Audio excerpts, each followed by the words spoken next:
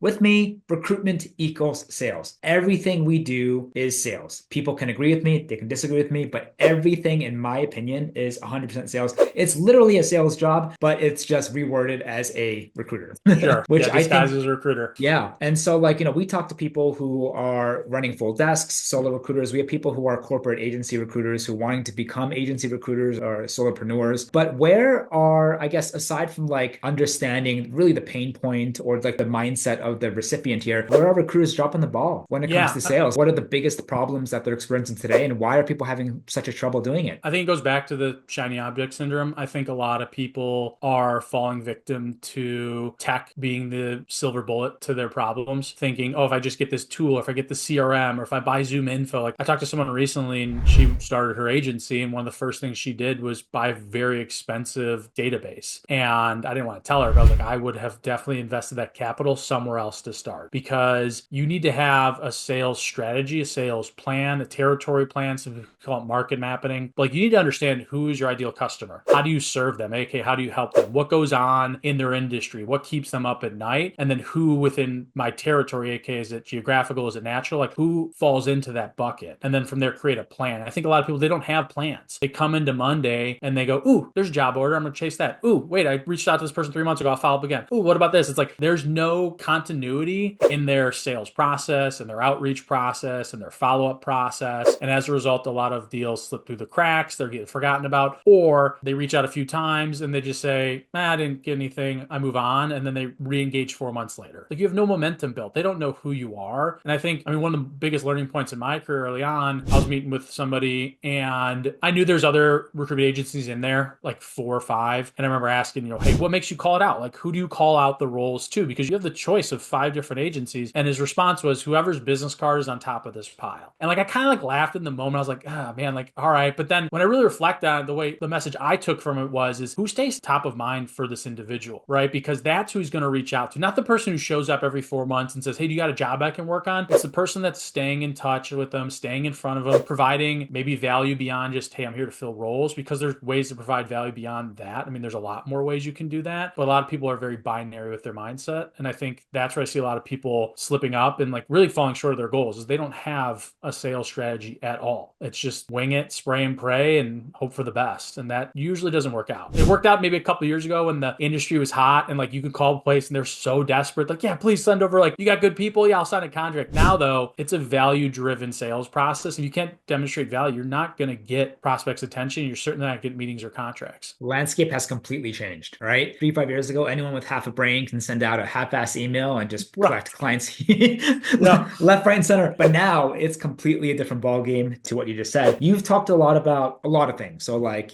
doing the right research and staying organized and just like targeting market mapping really, really well, understanding like the ethos of your recipient. In a high level, can you just share like what is your overarching sales methodology, or do you have a principle or a strategy? Because everyone has their own approach. So, Yeah. like, what's Keely's approach? Yeah, we'd love to hear more about that. I would say it's I've called it the top 50 methodology. It's like a combination of like the Pareto principle with your territory plan. Because for most people, once you really refine your ICP, unless you're in like a very small area, I'm in Chicago though. For me, I've sold life sciences, I've sold healthcare. There's a lot of companies I could target. Like I would say probably most people on average, it's between 300 to 400 companies you could target. But the question becomes, should you target them? And that's not always the case. And I think coming in with a plan of, hey, here's my top 50 accounts that I'm going to continually go after quarter is what keeps people on track and moves the ball forward and ultimately gets contracts in place. And then the other side too is it's a living, breathing document. This isn't something that if you create today on January 28th, it'll be the same thing on December 28th. Because as you learn new information about the accounts, you need to ask yourself, do I continue prospecting and do it or not? Again, I've learned that the hard way. I prospected in a place that was called Sensient Technologies for 2 years. It had hundreds of openings. Like on paper, it was phenomenal. I went on meetings with multiple managers, multiple VPs. I made the mistake of not asking the right questions though, only to get to the end stage with procurement, contract stage, and they wanted our rates at half of what we usually did. They wanted guarantees twice as much as we do. They wanted candidate ownership for a year. It was like the worst contract I've ever seen, like in terms of what they wanted. And we just walked, like we left the meeting. I brought my like VP of sales because I was so pumped. I'm like, I need you on this. We need to close this big deal. And we walked out of there and I was devastated. I mean, literally 2 years. I think if you summed up, it was probably a month worth of my life with all the meetings and prospecting that I could have figured out a lot sooner. They weren't worthwhile. while and gotten them out of my territory plan and replaced them with a better, more deserving client. I've heard you in the past, Keely, mention, I believe you call it like an account focus document, more of Yeah. for this specific account, here's my game plan. And I'd be curious if you could talk a little bit more about that because I enjoyed hearing about it. Yeah, I mean, really, if you think of it from like a workflow perspective, as that's kind of how my brain works. You've got your ICP, right? Okay, here's my ideal client profile. Now, what are the accounts that match with it? Okay, I've got my accounts. Now, who are the people I'm going to be reaching out to? Great, I've got that. Now, what is my plan for each one of those individuals? And like an account focus doc is a line by line, goal by goals you have within each specific account. And if you're just starting a new territory, your goals will be much more top of funnel. It'll be, hey, identify 10 new leads, right? But now you're holding yourself accountable to finding 10 people, inputting into your CRM, and then from there, you're going to do some outreach. As you continue to grow your book of business, you're going to want to eventually build that moat because you will get to a certain point where it's going to be harder to prospect all the time, which is fine. Like, I think we all want to get to that stage. So by build the moat, I mean, we got to lock down this business and make sure no one comes in and takes it because there's someone's always out there trying to steal your lunch. And you may have account focused goals where it's, I got to get this person out to lunch. I got to follow up with them about their upcoming cruise. I got to check in because I knew they had a newborn. I'm going to send them a gift, right? Like very specific goals that, again, move the ball forward, continue to build the relationship, continue to get more entry points. But ultimately, these small wins will lead to the big stuff. And I think the other bonus to having this is if you have the binary mindset of placement, no placement, right? Success, failure, you're going to drive yourself insane. Again, I know because I did that. I thought like, oh, I'm not getting placements. Like, what does it matter? It's like, yeah, but you went on 5 new meetings at this account that you knew nothing about at the beginning of the quarter. And yeah, you didn't get a contract in place, but you learned more about it. And now you've better insights to refine your pitch on the next meeting. And each one of these small little wins is going to stack up to that big win, which is the contract, the multiple placements. Again, if you're just looking at it success or failure, you're going to burn yourself out. I was there. I was burnt out. Even when I was producing President's Club levels, I wasn't enjoying the small wins. I was just like, well, it's not good enough, right? Because I'm not tracking for X number anymore. I drove myself insane doing that.